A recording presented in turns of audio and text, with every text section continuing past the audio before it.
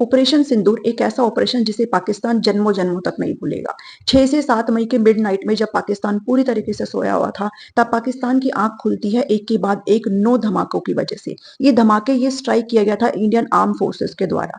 क्या चीजें यहीं से शुरू हुई? नहीं, चीजें शुरू होती है 22 अप्रैल 2025 को जम्मू कश्मीर के पहलगाम में, जब बहुत सारे टूरिस्ट वहां पर घूमने के लिए गए हुए थे। कुछ आतंकवादी आते हैं और उनको उनके धर्म के आधार पर मार देते हैं। मरने वाले में जितने भी थे वो सभी पुरुष थे, महिलाओं को वहां पर नहीं मारा गया। उनको कहा गया कि तुम जाकर के मोदी को बता दो। कुल 26 लोग वहां पर मारे गए, जिसमें 25 हिंदुस्तानी थे और एक नेपाली नागरिक था। ऑपरेशन सिंदूर इसी को ही एवेंज करता है। ऑपरेशन सिंदूर ऑनर करता है उन सभी महिलाओं का जिनके सुहाग उस आतंकी हमले में उजड़े। अब आतंकियों की बची खुची जमीन को भी मिट्टी में मिलाने का समय आ गया है।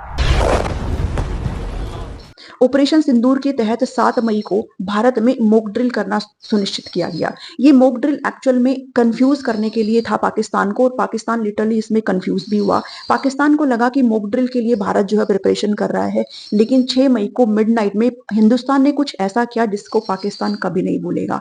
हिंदुस्तान ने एक के बाद एक पूरे 9 टेररिस्ट साइट को अटैक किया और उनको टोटली डिस्ट्रॉय किया। ये सभी वो साइट्स थी जहां पर लश्कर ए तैयबा और जैश ए मोहम्मद के हेडक्वार्टर्स थे और जहां पर आतंकियों को ट्रेनिंग्स देने का काम किया जाता था। टोटल 9 साइट्स को टारगेट किया गया, जिसमें बहावलपुर मुरीद के, जो कि जैश ए मोहम्मद और लश्कर ए तैयबा के हेडक्वार्टर है, जो कि पाकिस्तान के अंदर आते हैं। इसके अलावा पाकिस्तान ऑक्यूपाइड कश्मीर के अंदर कोटली और मुजफ्फराबाद, जहां पर ट्रेनिंग सेंटर्स थे, जहां पर मदरसे और हॉस्पिटल की आड़ में आतंकियों को प्रशिक्षण देने का काम किया जाता था। इसके अलावा 5 और स्थानों को स्ट्राइक किया गया और टोटल 9 साइट्स को टारगेट किया गया। हिंदुस्तान ने एक प्रेस रिलीज के दौरान ये साफ क्लियर किया है कि हमने किसी भी सिविलियंस को टच नहीं किया है, हमने किसी भी सिविलियन को नहीं मारा है। वहां पर हमने सिर्फ और सिर्फ उन साइट्स को टारगेट किया है जहां पर आतंकवाद को बढ़ावा दिया जा रहा है। पाकिस्तान की आंखें उस वक्त फटी की फटी रह गई होंगी जब इस पूरे ऑपरेशन को ब्रीफ करने का काम 2 ब्रेव महिला ऑफिसर्स ने किया, लेडी ऑफिसर्स ने किया। एक इंडियन आर्मी की कर्नल सोफिया कुरैशी और दूसरी इंडियन एयरफोर्स की विंग कमांडर व्योमिका सिंह। ये 2 महिलाएं अपने आप में नारी शक्ति का परफेक्ट एग्जाम्पल है। इन्होंने अच्छी तरीके से बताया किस तरीके से इन्होंने इन 9 साइट्स को टारगेट किया और अपने आप में एक मोटिवेशन प्रोवाइड करती है दोनों की दोनों महिलाएं। सल्यूट है इन ऑफिसर्स को। अगर बात करें ऑपरेशन सिंदूर में हमने किस वेपन का इस्तेमाल किया था, तो आपको बहुत अच्छे तरीके से याद होगा 2016 में हमने फ्रांस से 36 राफेल फाइटर जेट का ऑर्डर किया था, जो हमें रिसीव हुए थे फ्रांस से। उन्हीं फाइटर जेट का इस्तेमाल इसमें किया गया पाकिस्तान को अच्छा सबक सिखाने के लिए। इसके अंदर आपको ये भी ध्यान में रखना है कि इस फाइटर जेट के अंदर हमने जिस मिसाइल का इस्तेमाल किया वो मिसाइल थी स्काल्प, जिसको स्टॉर्म शैडो के नाम से भी जाना जाता है, और हैमर बॉम्ब का इस्तेमाल किया गया। इनकी क्वालिटीज इतनी अच्छी है, इतनी परफेक्ट है, इसलिए ही इन मिसाइल्स और इन बॉम्ब का इस्तेमाल किया गया इन 9 के 9 टारगेटेड साइट्स को उड़ाने के लिए। बात करो अगर स्कैल्प मिसाइल की, तो ये मिसाइल को हमने फ्रांस से ही परचेज किया, हमने वहीं से इसको खरीदा। और इसकी जो स्पेशल क्वालिटी है वो ये है कि ये दुश्मन के रडार में कभी भी कैप्चर नहीं होता। जो रडार के जो वेव्स होते हैं ना, ये जो मिसाइल है उसका आउटर सरफेस एक ऐसे मटेरियल से बना है कि उसकी वेव्स को ये एब्जॉर्ब कर लेता है, और जब तक ये दुश्मन टारगेट तक बिल्कुल पास ना पहुंच जाए उनको पता ही नहीं चलता। इसलिए इस मिसाइल्स का यहाँ पर इस्तेमाल किया गया ताकि उनको पता ही ना चले और हम डायरेक्टली जाकर के उस साइट्स को हिट कर सके। दूसरी इसकी इंपॉर्टेंट क्वालिटीज ये है कि आप जो टारगेट इसमें सेट कर देते हो ये सिर्फ उसी को ही जाके टारगेट करेगा। फिर चाहे कोई वो बिल्डिंग हो, चाहे वो जमीन के अंदर कोई बंकर हो, कोई ऐसी जगह हो, तो वो जमीनी मार भी करता है। ऐसा नहीं है कि सिर्फ सरफेस टू सरफेस ही ये काम करता है, जमीन के अंदर भी अगर आपने कोई टारगेट सेट किया है उसको भी जाकर के पूरी तरीके से डिस्ट्रॉय करने का काम करता है। तो ये मिसाइल को इसलिए भी चूज किया कि बहुत ही सटीकता से ये काम करता है।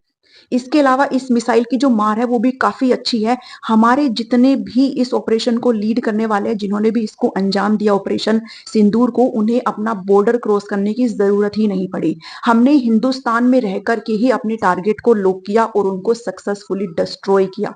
सबसे अच्छी क्वालिटी हमारे इंडियन आर्म फोर्सेस की ये है कि उन्होंने संयुक्त रूप से इस ऑपरेशन को संचालित किया है। इसके अलावा अगर मैं बात करूं हैमर बॉम्ब की, तो ये एक किट सिस्टम है जो कि किसी भी नॉर्मल बॉम्ब को भी स्मार्ट बॉम्ब में कन्वर्ट कर सकता है। और इसकी जो मार है वो भी बहुत तगड़ी होती है और ये भी बिल्कुल सटीक टारगेट पर फोकस करता है। इसके आसपास की मान लो अगर 3-4 बिल्डिंग है तो जिस बिल्डिंग को आपने टारगेट किया उसी को ही जाके उड़ाएगा, बाकी किसी भी बिल्डिंग को ये टच नहीं करेगा। इसलिए इंडियन आर्म फोर्सेस ने क्लियर किया कि हमने किसी भी सिविलियंस को टच नहीं किया है, हमने किसी भी पाकिस्तान के मिलिट्री एरिया को टच नहीं किया है, हमने सिर्फ और सिर्फ जो टेररिस्ट साइट थी उनको ही अटैक किया है।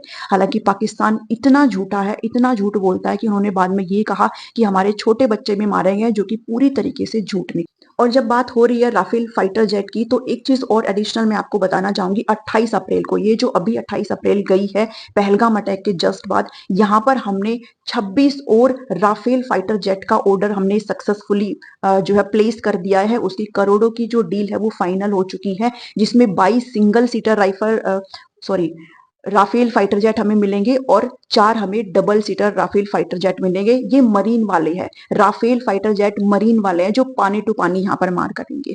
सो इस वीडियो में इतना ही है। ऑपरेशन सिंदूर अभी भी चल रहा है, ऑपरेशन सिंदूर अभी भी खत्म नहीं हुआ है। पाकिस्तान अपनी कायराना हरकत से बाज नहीं आ रहा है, वो अभी भी ड्रोन्स के थ्रू, मिसाइल्स के थ्रू हम पर अटैक करने की कोशिश कर रहा है। बट हमारे आर्म फोर्सेस इतने स्ट्रॉन्ग है कि उनकी एक भी चाल हमारे सामने नहीं चल रही है।